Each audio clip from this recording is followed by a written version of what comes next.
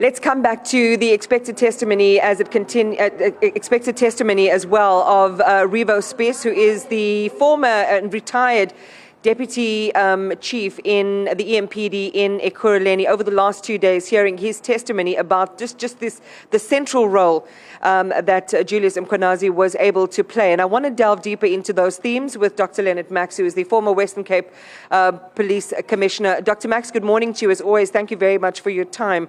If we as civilians are watching all of this and you kind of get a chill that goes up and down your spine when you realize just how captured an institution like the EMPD was under one particular character, one can only imagine what it must be for someone like you, who is a former member of the ranks yourself. So just talk to us about what your observations were. I mean, for all of us watching, this idea that one man could be so central in essentially, creating a reign of terror in the EMPD, allegedly, based on the testimony we've heard so far. What are your thoughts on what was described to us via the testimonies, not only of Spies, but also of the suspended Chief Mapiyeye? Good morning, Imam, and good morning to your viewers. Yes, what we have heard yesterday is hair-raising. Let me tell you, it is clear that this Julius Mkhwanazi was protected by senior people with power in the city of Ekurhuleni. And as a result, he built up his own criminal group network in the Metro Police in Ekurhuleni. These are not the first allegations which we experienced. It was regular on social media as well as in the news that some Metro Police officers are corrupt, they commit criminal acts. But yesterday, with the proof provided to the Madlanga Commission, there's no doubt that the allegations made by Lieutenant General Mkhwanazi in KwaZulu-Natal Provincial Commissioner, become true now. There's substance to that allegations, and I think most of his Mkhwanazi's allegations has been vindicated, and it is clear that this man is a criminal in uniform. What action do you believe should be taken against Julius Mkhwanazi at this stage? I mean, as you say, there was evidence provided yesterday by Revo Spies and the day before in the form of actual footage, which places him at the scene of a very compromising incident in Meyerton with regard to the confiscation of copper cables. What we also understand via Revo Spies' testimony is that the chief whistleblower in that matter, One Hanekom, was also eventually murdered for blowing the whistle and providing the video footage and the evidence of what he had seen there. Should we be seeing a lot more action taken against Julius Mkhwanazi? Let me say that this man should be, in my view, if there's proof of all these allegations, because there's also allegations that he assisted Metro police officers to cover up a murder, and as well as extortion of a truck of goods which they seized and then they sold it back to the owner. Allegations of kidnapping, allegations of 45 million rand of precious stones stolen, all by this group under Mkhwanazi, and he's the kingpin of the whole gang in the Metro Police, as alleged by the Deputy Chief. Now, there's no doubt in my mind that that person should be criminally investigated. And what is worrying, according to the chief, these cases were reported, some of them to IPID, the Independent Police Investigation Directorate, as well as to police stations. And nothing came to the fore, and no real investigation successes were achieved. It appears on face value as also IPID investigator is in cahoots with Mkhwanazi, Julius Mkhwanazi, and as a result, he felt, invincible and untouchable, and he make and break as he wish. But he should be arrested and brought before court so that he can answer for those criminal activities which he actually spearheaded.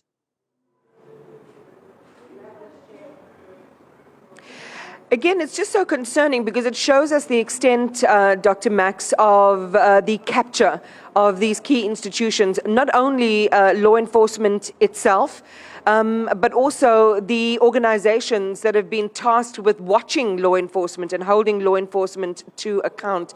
It would suggest that the system, at least insofar as what we've been hearing with regards to Ekurhuleni, is entirely rotten. Yes, it is clear that the criminal justice system is crumbled, you know, and that doesn't bode well with the communities of South Africa. It is for that reason that the trust in the community in 2021 was at 27%, and last year in 2024 it went down to 22%. So that is totally unacceptable. And you know, there were a lot of criticism about the establishment of a commission of inquiry by the president. But I was very positive about it. And I think as a result of this commission, we are now in a position to witness what is the real rot in the South African police service, as well as in certain metro police services in South Africa. So I really think that that it's time for a total overhaul of the SAPs, as well as the fresh look at the metro police, as well as the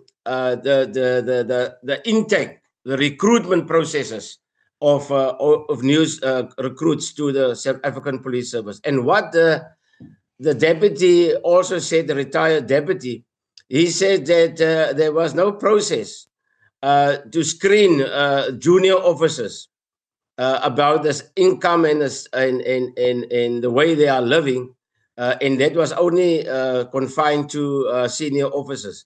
No, he also said that the houses in which they are staying and the cars they are driving does not conform to the salaries which they are getting as metro police officers at that very low ranks which they actually occupy. If there's time, we'll circle back to this idea of lifestyle audits also being an early warning system and an indicator that something untoward is happening if you're a police officer and by all accounts, should be living a much more modest lifestyle. If you're living a flashy lifestyle, certainly alarm bells should be ringing. But I want to go back to the idea that someone like Julius Mkhwanazi could allegedly ensconce himself so firmly in this position of control. We understand from Jabulani Mapiye, this is the suspended EMPD chief's testimony, that the vetting process might have been also a bit faulty because he was surprised to see Mkhwanazi pop up at a roadblock in December of 2023, fully appointed in full insignia, with his understanding that the vetting process hadn't been completed and he wasn't affirmed as the person who would be taking over. It leads us to ask the obvious question, Max, there were other people who had made his rise to power possible. Who else's feet should be held to the fire? Yes, that was very worrying too when I heard that as well. Because as a commander, myself, as in the Western Cape at the time, I was responsible to appoint people after the proper procedures has been went through. And for him to be at a roadblock and he saw deputy who's going to be responsible to report to him being promoted without his input, shows you that the whole metro police system, or the metro, the manager, the city manager of the metro, as alleged, made it very clear that she is not going to allow Julius Mkhwanazi, to be subjected to those particular tests, and she will actually appoint somebody which she knows to do so. So yes, it was clear that Julius Mkhwanazi was protected, and as a result, he built up disrespect towards his seniors, as well as building this criminal team, gang in the Metro Police. It sounds, Dr. Max, as we close, that there is evidence for a prima facie case to be built against Julius Mkhwanazi, and per your suggestion, there should be arrests that follow. Arabile, that's the note that we leave it on. And when I say the weather is chilly, it certainly is, and it matches the temperature of the evidence that we're hearing inside the Madlanga Commission of Inquiry. Chilling indeed. Back to you.